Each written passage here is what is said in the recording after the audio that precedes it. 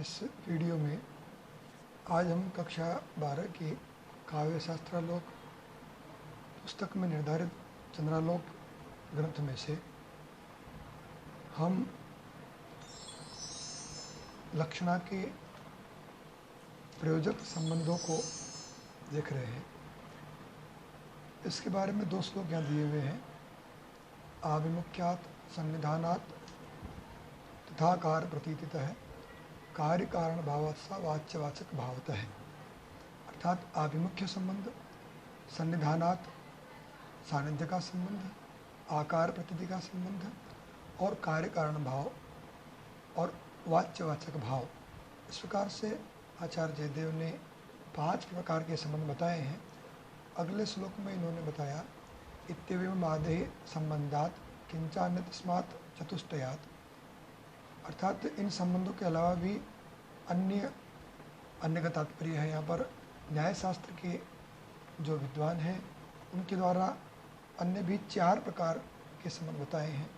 सादृश्य, समवायात, व्यपरीत्यात, क्रियान्वयात।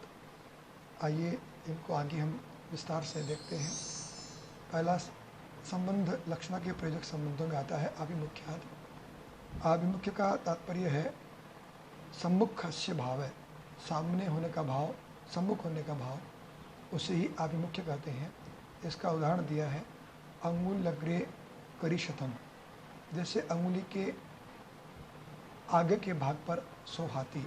अब यहाँ मुख्यार्थ में बाधा है कि अंगुली के आगे सोहाती नहीं हो सकते, तो यहाँ पर सम्मुख होने का भाव होने से यहाँ पर लक्षणा हुई है, अर्थात अंगुली के सामने सोहाती। दूसरा संबंध यहाँ आता है सन्निधान का संबंध। सन्निधान का मतलब है निकटता, समीपता।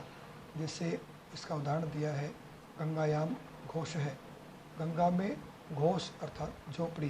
गंगा एक प्रवाहित होने वाली नदी है जो नित्य प्रवाहित होती है, तो नदी के बीच में झोपड़ी का होना संभव नहीं है, इसलिए यहाँ पर गंगा के तट पर झोपड़ी, ऐसा समीपता का संबंध हम यहाँ पर लेते हैं।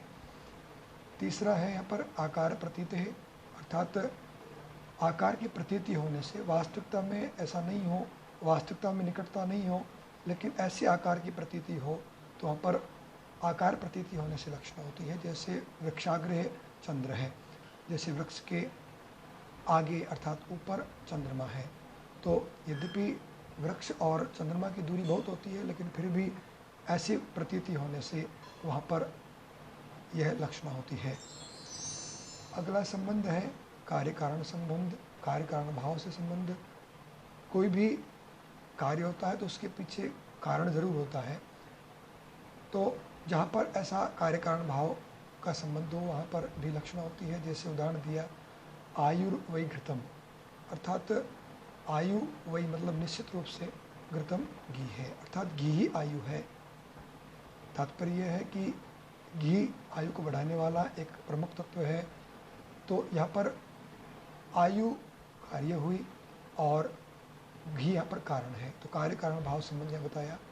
5वां है वाच्यवाचक भाव, अर्थात जहाँ पर वाच्यवाचक संबंध हो, वाच्य और वाचक, जिसे हम अभिधा में पढ़ेंगे कि जो सामान्य अर्थ को बताने वाला शब्द है वह वाचक होता है और वह सामान्य अर्थ वाच्यार्थ होता है। अभिधा से प्राप्त अर्थ वाच्यार्थ और उस अर्थ को बताने वाला शब्द वाचक होता है। जैसे यहाँ द्विरेफ में लेते हैं, उदाहरण दिया है, तो द्विरेफ है, यत्र से द्विरेफ है, अर्थात जहाँ पर 2 रकार हो उसे हम द्विरेफ कहते हैं, लेकिन इसका अन्य भी अर्थों में हम प्रयोग में लेते हैं। लक्षणा के द्वारा अर्थ निकलता है भ्रमर, भौरा, तो ये द्विरेफ का जो अर्थ भ्रमर निकला है ये लक्षणा के संबंध से ही निकला है। इनके अलावा भी न्याय शास्त्र के अनुसार इससे भी और अवशिष्ट संबंध हैं जिनको हम देखते हैं। सादृश्यात, सदृश होने का भाव, समान दिखने का भाव। जैसे उदाहरण दिया गौरवाहिक है। वाहिक एक देश का नाम, वाहिक देश के निवासी गौ अर्थात बैल के समान जड़ बुद्धि वाले, मंद बुद्धि वाले होते हैं, ऐसी प्रसिद्धि है। तो यहाँ पर सादृश्य अर्थात बैल के समान सादृश्यता होने से यहाँ पर वाहिक देश के निवासियों को गौ बैल के द्वारा संबोधन किया गया है। समवायात अर्थात समूह संबंध से भी लक्षणा, जैसे क्षत्रिणो यान्ति, छत्री धारण किए हुए कुछ व्यक्ति का समूह है, जिनमें कुछ व्यक्तियों ने छत्रियाँ धारण की हुई है, कुछ ने नहीं की हुई है। सभी व्यक्ति छत्री धारण किए हुए नहीं हैं, लेकिन वहाँ पर समूह में अधिकता होने से सभी के बारे में कहा गया कि छत्रिणो यान्ति, समूहधारी व्यक्ति जाते हैं। आगे अन्य संबंधों में विपरीत्यात, विपरीत होने का भाव, विपरीतस्य भाव विपरीत्यम, विपरीत होने का भाव, जैसे उदाहरण दिया उपकृतम बहुतत्र किमुच्यते। इस उदाहरण में ये कहा सखी ने कि तुमने बहुत मुझ पर उपकार किया, लेकिन वास्तव में इसका जो लक्ष्यार्थ है वह यह है कि तुमने बहुत अपकार किया, मेरा बुरा किया। तो ये विपरीत संबंध है। विपरीत संबंध से यहाँ पर लक्षणा हुई। क्रियान्वयात, क्रिया के साथ में जहाँ पर अन्वय होता है वहाँ पर भी यह लक्षणा होती है। जैसे यहाँ बताया कि युधिष्ठिरो अयम राजा, ये राजा युधिष्ठिर है। अब युधिष्ठिर के समान उसमें गुण है, और जैसे युधिष्ठिर के अंदर सत्य बोलना, युधिष्ठिर का धर्मप्रिय होना, ऐसा जो उनका संबंध है, तो युधिष्ठिर के साथ में इन सत्यवादिता का या धर्मप्रिय होने का संबंध है। तो क्रिया का अन्वय होने से यहाँ उस राजा को युधिष्ठिर बताया गया है। इस प्रकार से ये लक्षणा के प्रयोजक संबंध इन्होंने बताए हैं।